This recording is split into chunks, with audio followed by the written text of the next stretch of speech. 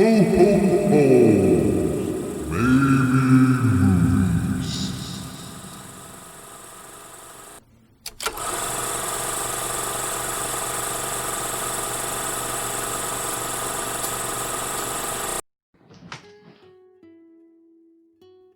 popcorn.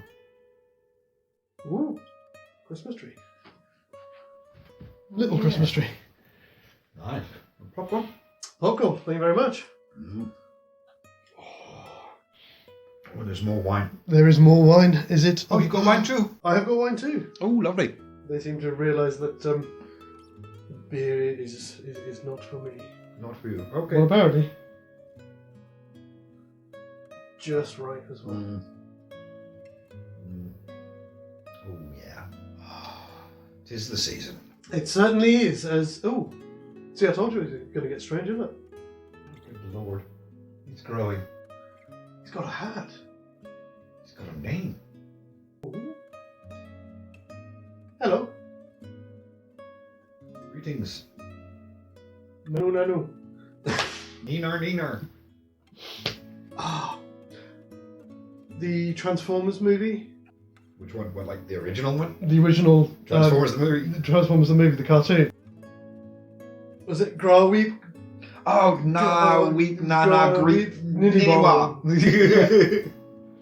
Which, when I've been playing No Man's Sky, when they do like a community thing, Yeah. and you have to go to a specific planet to do a number of different things as part of the community. Activities, tasks. Yeah, and if you get over a certain limit in a certain time, you will get a prize. Oh, okay. Yeah. But what you tend to find is because you have to go there through a portal. What you'll normally find is when you come out onto the planet, people have just left markers with a little message on it. Oh, okay. Yeah. So I always drop a message with Grana Week, just the international or the universal greeting. Universal greeting. Yeah. That was terrible. Hello, and welcome to Maybe Movies, episode 16, the second of our Advent shows for 2020. Greetings. If you were here last week, then you'll know that we've picked a couple of stonkingly good Christmas films Oh, yes. to have a play with and turn into some new theoretical movies. And so we are looking at, Sam, who are we looking at? We are looking at, of course, Home Alone versus Krampus. And again, if you were here last week, we'll know which one of those Sam has as his favourite. Which I'm thinking, actually, I think I might call... That one was easy, actually, to name as our new theoretical movie. It's Home Alone with Krampus. Home Alone with Krampus? Yes, well... It's not really... It's just Home with Krampus, isn't it? I suppose it would have to be then. Yes? Does that mean the other movie's just called Alone? I suppose it must be. Oh my Oh, God. that sounds so ominous. I like it. And that's the cheery Christmas film. That's the John Hughes version. Hello. Okay. We'll be starting with Max Yes. from Krampus being home alone or just alone. Just before we get to that though, just another quick shout out Oh yeah. to our good friend Aaron Waite and his channel Aaron's Games. Did another great D&D online session with him. Mm-hmm. He's asked me to be in his homebrew campaign, and the initial thing was because some of the party are coming from a different group that was in a different realm. Oh, okay, yeah. So he did like a big mashup deathmatch. Yes. He mentioned that the other day on his. Oh yes, yeah, of course he did, yeah. Which was great. It was great fun. Hopefully that should be on his channel at some point. But in the meantime, I know this month he's doing a daily live stream for Advent, so please do go and check that out. And I'm going to stop. Okay. We're starting to look like a bullhead there for a while. Was I? Oh my God! It's the goblin. I keep playing with the goblin. That just came out wrong, didn't it? Anyway, so as we said, we're going to be starting with our new version of Home Alone, which is just going to be called Alone, featuring Max Engel. Engel. Oh, you found the name. Yes, Great, thank you. Couldn't find one for the cousins. The cousins, no, But yeah, the main family is the Engel family. Right, okay. So, We have Max, Tom, Sarah, Beth, and Dorothy, Linda, Howard, Howie Jr., Jordan, Stevie, and baby Chrissy. Obviously, the McAllisters are very affluent. Yes. And obviously they get the shuttles to the airport. I mean, we know that the Engels are well off. Mm. Are they as well off on the same scale? Well, this is the thing, because Kevin McAllister's family are John Hughes level of middle class opulence. Yes. I think to be fair to them, we probably need to at least give him the same layout of the house. I mean, because the house in Krampus it's nice, but it's not nearly as large as the one depicted. No. So I mean, this kind of throws back to our original matchup of Lost Boys and Karate Kid. Mm. They're very much in that storyline in the same way that Danny LaRusso and his mum went to Grandpa's. Mm. In the Lost Boys, the settings are the same. Because I was thinking about this. I know last week I said, well, we could keep them in their own houses and just put them in the new films, but it wouldn't work because, as you've just said, the house is essentially a prop within. It has. It's the layout of the house matters to each story. Yes. This is just a version of the Engels that are done a little bit better than they did doing Krampus. Yeah, they're in John Hughes level. Yeah. They're in John Hughes world. It's not really that big a deal. No. And I think, like I said, we need to give Max all the advantages he can possibly get. Yes. Because I think he's got a tough time ahead of him. This is very true. What am I doing? I'm still on Fight Club. I have to admit, I'm not 100% firm on all of my choices for the scenes, but I do know which one I want to start with, which is basically the beginning scene. The one I have simply labelled Meet the Family. I've got opening, yes. Yeah. I got that as my first one as well. Just the absolute chaos, seeing the full panoply of characters that are in this particular location at this time. We need to meet them, but I imagine instead of insulting Max in very poorly spoken French, they would bowl him over as they wrestle their way down the stairs, literally. Yeah. Or something similar. You know, they would be the same physically interactive cousins. Well, see, this is the thing, because it's rather than having that opening scene of everybody rushing around busy about their business, there's a lot more inter-family animosity going on here. Mm-hmm. Yes. And yeah, they're not very good at restraining that. They do to a degree, but not entirely. And especially when you put Joe Pesci just stood there in the middle of this all. Yeah, exactly. How much of this comes out? Yeah, it'd be pretty full on. So I think that scene's essential because it literally introduces us to the cast, which obviously in Krampus happens a little more slowly.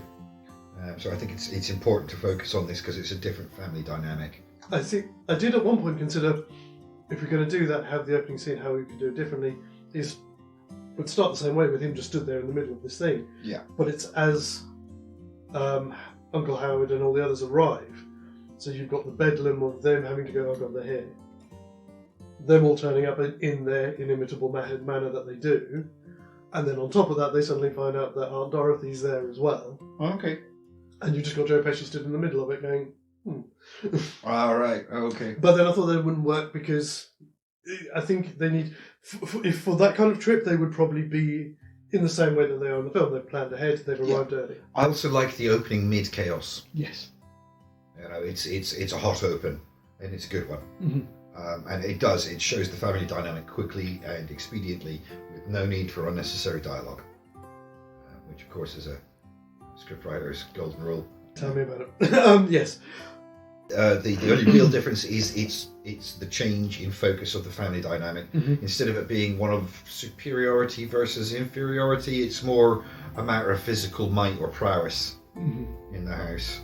You've got the same amount of chaos happening in the scene, but the dynamic is much more physical rather than confrontational, verbally confrontational like it is. Absolutely. No, I know what you're saying.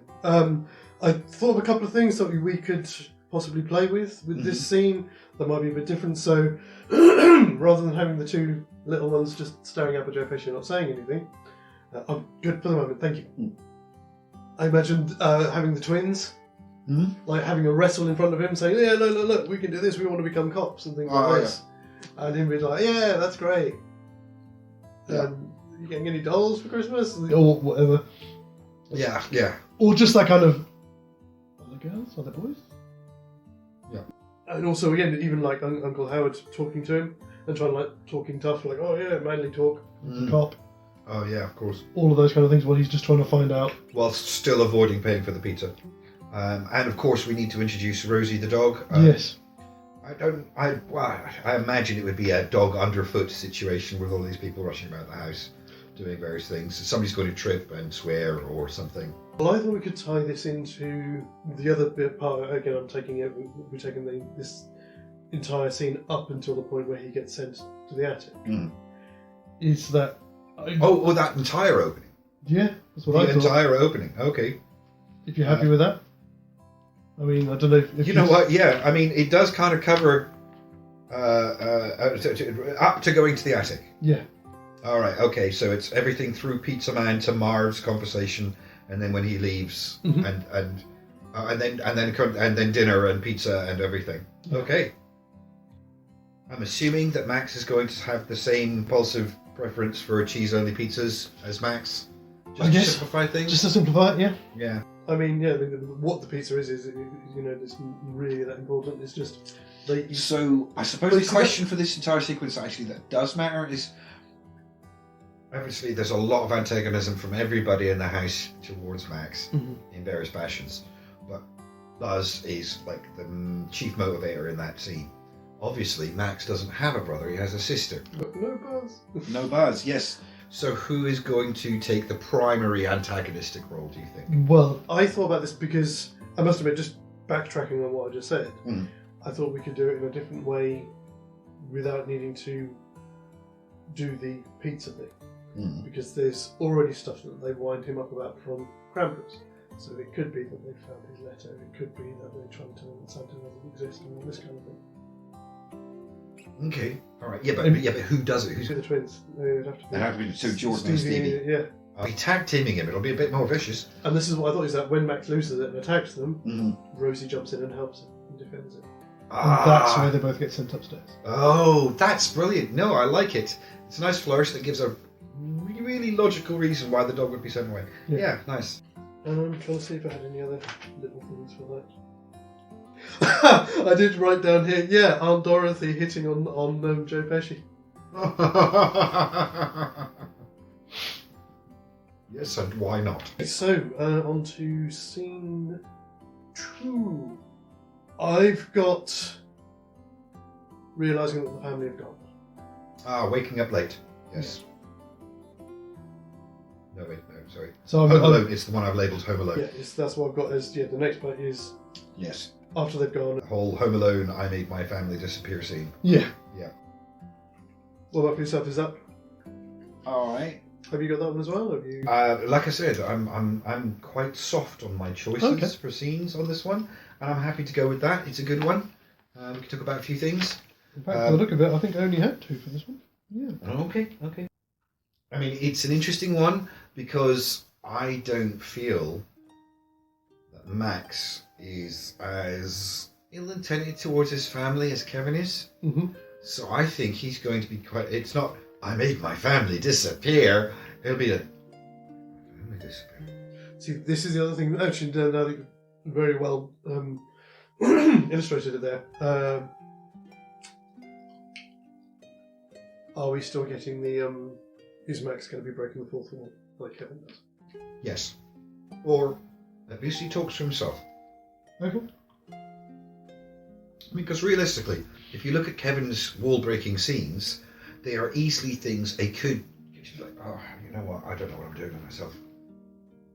It could be an aside, but because of the way the camera's positioned, it breaks the fourth wall.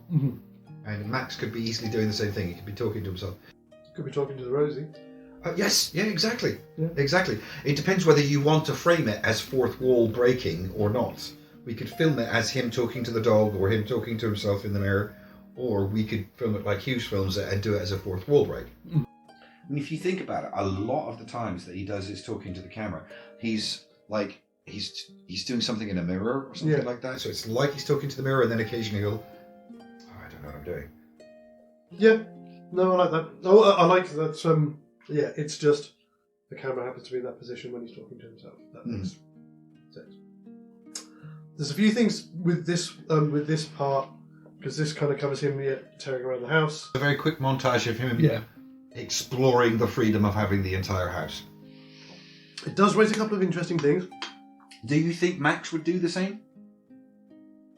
I don't think he would. You see, I mean, I think he would enjoy having the space, but I don't think he'd. Ironically, I don't think he'd be afraid of the basement. He wouldn't be afraid of the boiler, because he's just a little bit older. He's just a little bit more aware. Yeah. But I also don't think he'd be that excited. No. It would be more like him wandering from room to room, not looking for people, but trying to find something to do with himself. Yeah. See, already this is a drastically different movie. Because this actually means that we had to slightly backtrack, because I know you kind of covered it, but we never sort of said differently that at the point when he is sent upstairs that he... What makes the wish? Yes. Sorry. I think the wish is necessary because both of the stories... this all over myself. Oh, dear me. I think it's necessary because both of the stories are predicated on a young man at Christmas making an unfortunate and impetuous wish that sort of comes true. So I think to not have the wish is kind of breaking the entire premise that we're bringing these movies together on. So I think he does need to make the wish. It might not be the same as Kevin's. No. But, I don't know, because there's that bit when he ran away from the table and I hate you all. And then when he runs upstairs, it's, I just wish it was like it used to be, or something like that. So he does have that I hate you. He does, yes. I wish you'd all go. He almost says I wish you'd all go and away. This is the version where it steps over, but... So I think it has to happen in some form. Might be worded a little differently, being Max, but... Okay. I'm just wondering at what point is this me constantly saying your name over and over again going to get to you? It won't. I'm that much of a tart. It still weirds me out to talk about Supernatural just because one of the characters is called Sam. Yes. And his brother's name is Dean, and my brother's name is David, so it's all a little bit close alliteratively speaking. So we do lose some things in this version of events unless we contrive to put them there. And see, there's no buzz, so no bangers in the room. Oh God, yes, he's got an older sister, hasn't he? Yeah. So unless... Wait. We could, if you want to do him some favours, and I kind of want to do him some favours because I don't think this is going to end well, but we should give him the best chances. Yes. One of the cousins could easily have brought some firecrackers and That's left what them I was behind going in to say. the rush. Yeah, just in their bag and stuff. He has a rifle through. And an air rifle would be a thing. Maybe it would be even a thing that they would have brought. And then somebody like Tom would say, oh, "You can't take that through customs. We're going to Paris. Yeah. You can't skeet shoot in Paris." They're not going to Paris. They're going to Germany. Germany. Sorry, but you can't do that, and so they'd be forced to leave it behind. So you could even have the air rifle, I think, reasonably. Okay. Because that's what I was wondering about as well. Because I was just suddenly thinking, well, there's no air rifle. No tarantula, but we have a Rosie. But we also have Uncle Howard's truck, which at least has a shotgun and a pistol in it. Yes.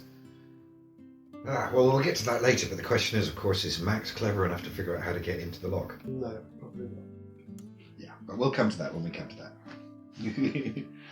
Okay, but yeah, it was just really those couple of points. It was like, how are we going to contrive to have these in there? Because, I mean, it's easily done, and I think the way you said it there is perfect. Mm. In the same way in the original film, there is no explanation why the McAllisters have several mannequin parts in the basement. Oh God, I never even thought about that. They're just there. Yeah, just there, yeah. Because everybody has mannequins in the basement. Mm. Evil Dead proves this. Exactly. So yes, how you've explained that is perfect. Mm. They brought all of this stuff in. Hey, you can't take that, and they would have had something in their back. I don't think we can pull. I think it'd be a stretch to bring much more into the story from that. I can see. Yeah, I don't think we those need two anything things else. I could see being a thing. But logically, it makes sense as well. It works as well because there was never. I will have to go and watch it again. But I don't remember there being that much in terms of kind of sibling rivalry between Max and his sister. Mm. It's mostly with his cousins. Yeah. And now that they're not there, he is more likely to have a rifle through their things than through his sister's. Yes. By the way, I just want to go back just because I'd realised because we'd extended the opening scene to include everything, including being sent to the attic. My natural assumption is that Howie Jr. would take the part of Fuller. Yes, of course. And his overpowering need for soda pop. Yes, absolutely. And he wouldn't even grin. He would just do that open mouth That stare kind of- as he yes. breathes at him, which would just be so horrific. It's not even a grin. It's just. Every time I put that movie on, I want to slap that kid because that scene goes on at least 10 seconds longer than you need it to make you uncomfortable. It's like, fucking stop it. Do something. Emote. But at the same time, it must be said, brilliantly acted. Oh yeah, fantastically acted. I mean, that's the point. That is the point. Yeah, it makes They you successfully conveyed a really irritating child on purpose. Yeah, great. But yes, I can see the Howie Jr.'s had a lot of pop tonight. Yeah. You're probably going to share a bed. Right. Stop it. Instead of the grin. Stop. Yeah, It's somehow more evil. It to my is, mind. absolutely. It is somehow more evil. So it feels good because it's like, there's some strong justification for Max to actually freak the hell out. Again, the more we look into it, the more we look at it, it makes a perfect matchup, because even though within his own family he doesn't have that kind of rivalry, that kind of, he's not set upon the same way. He is by his cousin, so they perfectly fit the role of people like Buzz, people like Fuller. Yeah. It's just that he's There being are exposed to parallels. them now instead of constantly. Yeah. Yeah. That's And of course, let's not forget Aunt Dorothy. Mm-hmm. Because she is, like, I know she's the equivalent to Uncle Frank, but she is so much more than Uncle Frank level of annoying. Oh, yeah. And she's just, like, there all the whole way through the story. Which I think is hilarious, because she really will add a lot of ridiculous comedy to it. Do you want them to add in thinking about that? And again, we don't have to. Mm. Literally, just random thoughts just popped into my head. No, I don't think that's vindictive enough from Dorothy. I was going to say, on the morning when they leave, she realises that he's not there and doesn't say anything. Sorry, say that again? Dorothy realises when they're leaving that Max isn't there, but she doesn't say anything. She's certainly selfish enough. The way she's depicted in Krampus, she's easily selfish enough. If she thought it would make them late for their flight and she wants to go to Germany for Christmas and see the Lederhosen and Alpines and all that rest, I could see that working. It's a nice vile tint, the entire family. But yeah, I could go with that. Yeah. I could be on board with that. Okay, we'll throw that in. Little bit of malevolence, because actually it does explain it. Because to be fair, I'm just going to make sure I don't get the names wrong. Tom and Sarah are actually more caring parents than Kevin's. Yeah. Than the characters I'm going to also get right. Peter and Kate. They're just less distracted. They're more thoughtful, mindful people. So with a little bit of malice would explain the mishap a little more easily. Yeah, and it's explained away that they've overslept, so that's why it slipped their minds. And it also adds a touch of realism to it, because again, there is a tendency when you look even at Home Alone to think that many people in the house, yes, they're that busy, but someone out of that many people is going to remember. You'd think so. And so having that someone does remember, it's just not the person that you want to have remembered. You know what? You're right. I mean, Home Alone as it sits does require quite a bit of suspension of disbelief. That's a little. It's a small thing, but it's a little extra thread of reality or realism into that situation. Yeah. I mean, and because we're messing with it, why not? I like it. Nice. That's all I had for Act 1. I don't know if you had anything else. I'm looking at it. I think we've covered everything because, I mean, the air rifle and other related scene is covered by our discussion of what things Max actually has. I think that's our 3 scenes done. And our Act 1 will end with a cry of Max! Yes, it will. I haven't heard that for a while. Sorry. Okay.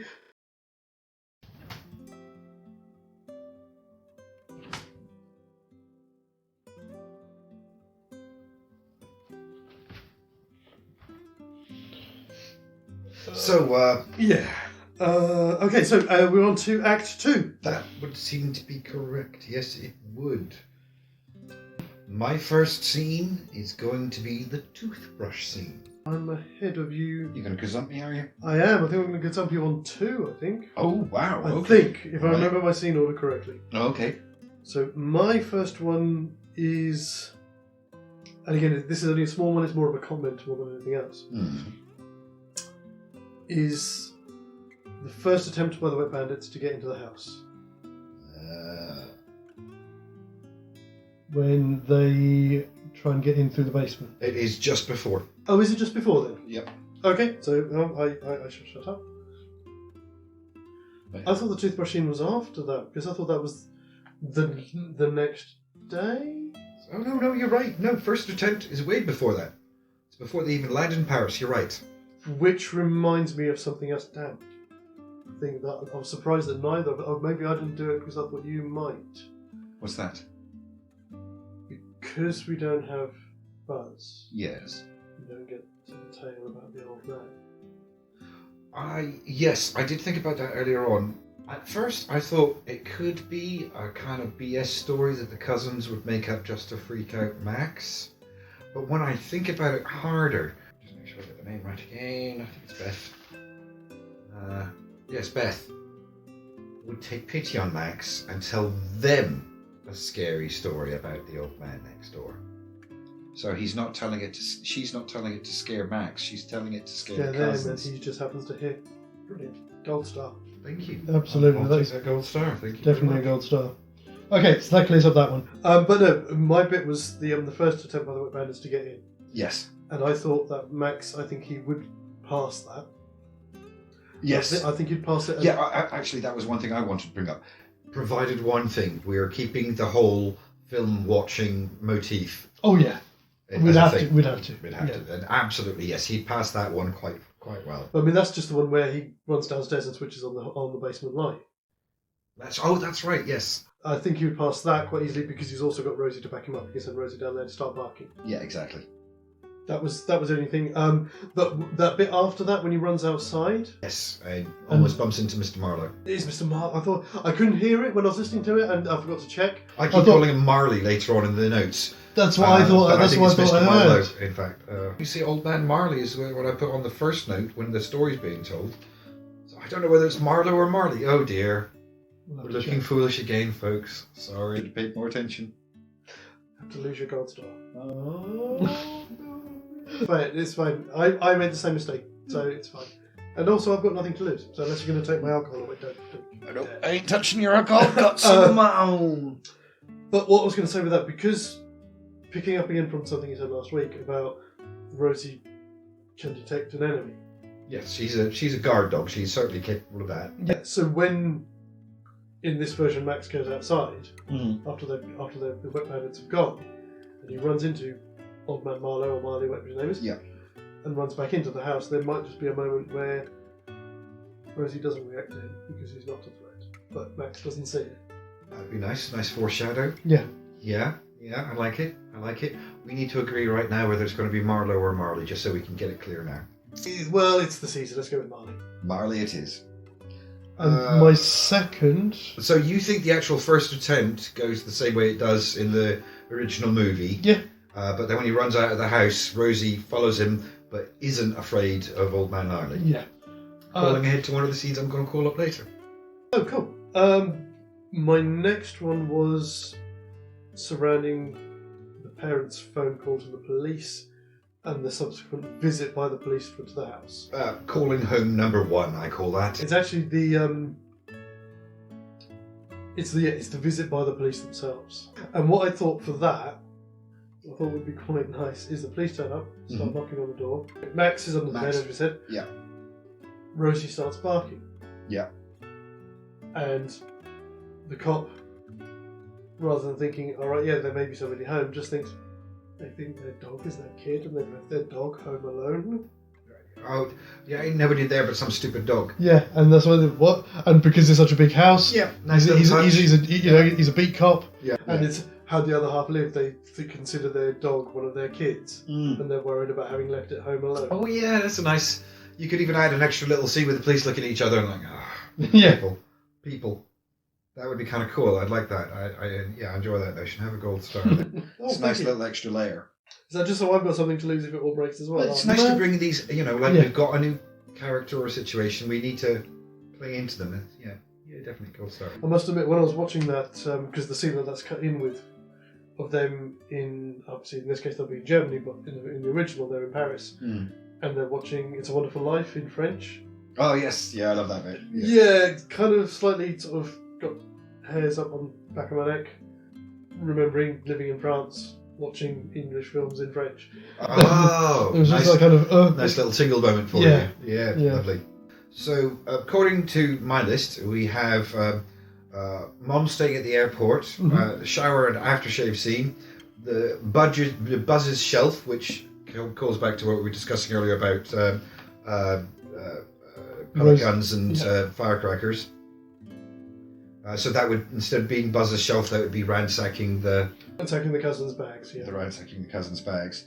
And then we have a quick cutaway to the Wet Bandits establishing themselves as they ransack the next door house or the house across the street. I'm not quite clear. I always assumed it was the house across the street because it's the Yes, one that it he is, goes because into. he runs across the street at the end in It's the the one third he- act. yeah. So it's because it's that same house, isn't it? Yeah.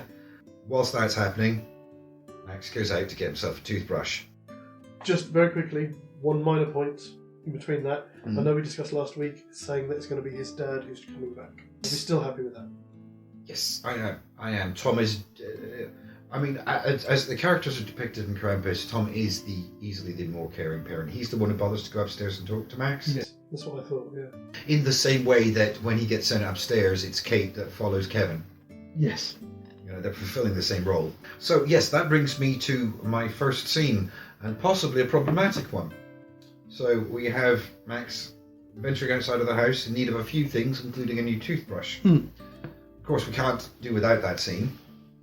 No, of course, he's not quite as small as Kevin is, but he's still a small young lad, apparently unaccompanied at Christmas, so we can expect the first part of that scene to fairly much play out. The problem comes when Max tries to run away. Right. Well, Max is a good couple of years older than Kevin. Kevin was just barely able to slide between some man's legs without whacking him in the testicles. Okay. Ooh. So I'm not sure That Max can actually get away. Can you tell me why he wouldn't get tangled up in a big slidey across the ice rink kind of mess and eventually nabbed by a policeman? Now potentially we have a problem. Because if Max gets arrested, the rest of the story falls apart. Yes. Yeah, everything ends right here. I'd like to see it out to the third act, but at the moment I'm worried that... I can see two ways that you could do it. One that works purely within the framework of the narrative, and one that would work within the framework of the production. Okay.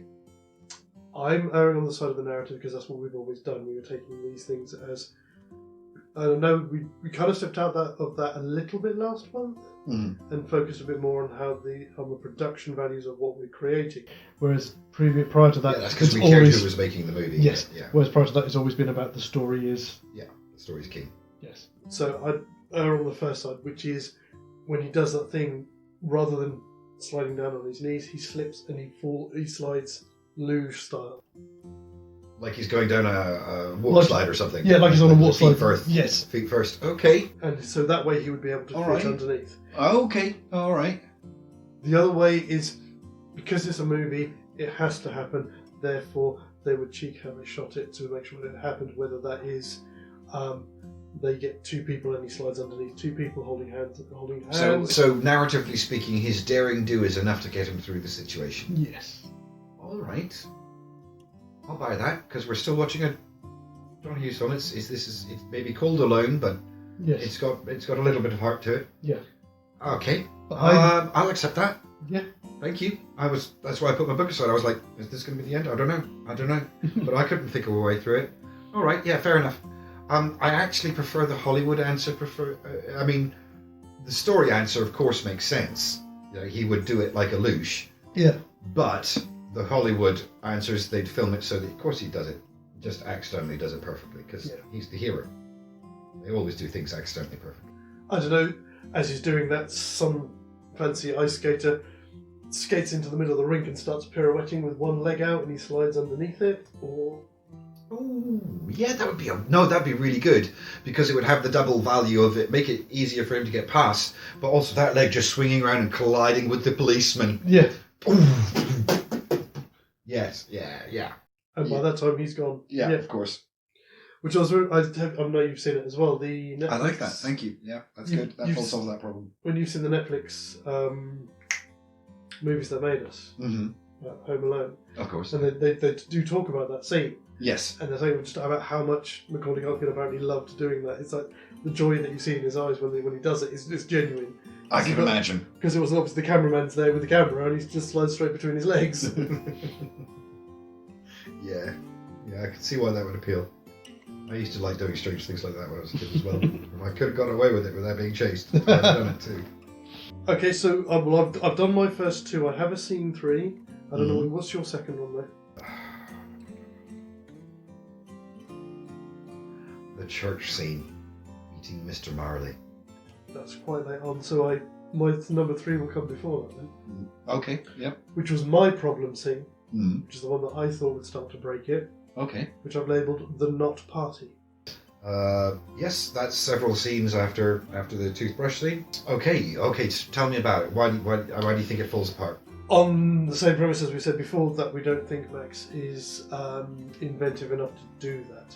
Also, at the time, I wasn't sure whether we were going to be going with him in the McAllister house or in the Engel house. I'm assuming, so that's one point that's been cleared up. Yeah. They're in the McAllister house, then those props are there. You could imagine him actually getting out the record player and playing some Christmas records, and maybe even standing a couple of mannequins in the window, but having the ingenuity to do the thing with the turntable and the train. That's what I was thinking. I didn't think he'd be able to do the puppeteering side of it. The best that he'd be able to do is position the mannequins and play the music. Okay. And maybe be crawling around, moving them himself. Yes. That might be something that he would do. Yeah, that's probably the same way. That's probably how he would do it. Okay. So the question then has to be, do Marv and Earl buy it? Do we give him a pass because Hollywood and he's the hero? Or is this a problem? Do they twig then instead of later? They don't know. I think at this point they don't know that he lives in that house, do they? Yes, they do. Yes, they do. Because it's when he's running away from the toothbrush scene, they bump into. He almost runs in front of the van, and they realise who he is. But he doesn't go home. He goes to the church, and they lose him when he hides in the nativity scene, doesn't he? Fake party. Of course, yes, he hides in the nativity. You're right. I think that we could say that they would buy it because, by the same token, you'd say they would twig that that's the same person just going on a loop on the train track. And they don't twig on that. They suspect it, but it's not until they see him hanging out the washing that Marv and Earl realise that he lives at that particular house. So the question is, do they realise now? Well, if we're going with the party scene, obviously it's already night time. I want to see it play out. So I would say they would buy it. Okay, I mean, they are pretty dumb. I mean, Yes. Marv isn't stupid, but he's also not the brightest either. And he's been convinced by a number of different things. The lights coming on, the dog barking, all of this stuff. So, all right, yeah, I reckon we've actually, with Rosie, we've made it a little bit more believable that you might believe there's somebody actually there. In fact, that would be an extra feature, would be the dog occasionally barking and stuff. Whilst he's running around doing the things, the dog would be chasing him around the house, barking. Yeah. You wanted to give Max something like that. He has maybe tied one of the something up. He's tied something up to Rosie, so as she moves around, it makes something move in the window. That would be good. But I'm actually realising. So you've got the silhouettes and the mannequins set up, and they're not moving. But there's this kid running around in amongst the across the windows, running in and out of things. And come on, Rosie. Yeah. Bark. Yes, that would work. But I think right now, what we're talking about right now is kind of the limit of Max's ingenuity. Okay. Not the complete limit, but close to it. So that moves us That's on. me out. I'm done. To the next day, going back to church and meeting old man Marley. Mm-hmm. It's pivotal because it brings him in contact with Mr. Marley, and him realising that aloneness is not good. Of course, this version of Max already knows that, so that's a little bit redundant. But just having that conversation with Mr. Marley, introducing the character as somebody who's not a boogeyman, yes, but a lonely old man who's just as scared, or if not more scared, than Max is. It's a pivotal moment. It's about solidifying his resolve. Because it's after that's when he goes and properly prepares. Yes. Afterwards, realizing that you have to hold on to what's yours. So I think so. This assumes then that the other interactions that we've not covered. So as we said earlier, well, we touched on it when he almost gets hit by the van, realizing that Marv is the cop at the beginning. Yes. All of those stuff that still plays out as it would normally do. Yes, absolutely. With the scene then with old man Marley in the church, are we going to say that he's got Rosie with him, or is Rosie back at home? Do you want to keep that as just a scene between the two of them? I mean, it should be a scene between the two of them. He goes to the church, ostensibly to pray, but bumps into Mr. Marley. He gains something of an ally. The only reason why I asked is I thought it might add an extra nice little layer in there, in that when he comes over to talk to him, and Rosie obviously doesn't react hostile to him, calling back to our scene from earlier. Oh, it's just yes. that, Why not? Why not? He might. I can see Max taking Rosie with him. Yeah. Absolutely, I agree. It's just that extra I didn't little think bit about it, but you're right. So that extra bit of affirmation that just an extra layer of confirmation he's not a bad guy. Yeah. So that's that scene. It's just that it's important because Marley. My third scene is the montage of preparation. What is Max actually capable of dreaming up, do you think? Okay, that's interesting, because I didn't know whether that fell into Act 3. No. He prepares before he has the final meal. I must admit, I hadn't really looked at that, because obviously, I was thinking I'd put that into Act 3, so I hadn't given that much consideration in here. Okay. I don't know. I must admit, because obviously it's new, as you're right. It's not going to be the same. See, I could. He has. So we can go. I could give him the paint cans. I think. I can give them micro machines. It's things like the nail boards and the tar stairs. And the heating iron as well. The heating iron. Icing up the back stairs. I can give them that. But the heating iron, the nail boards, and the tar stairs. I have trouble giving to him. Do you see any reason why we should give Max that? Because I just don't. He's not that kind of. No. He's not devious. No. He's not that devious.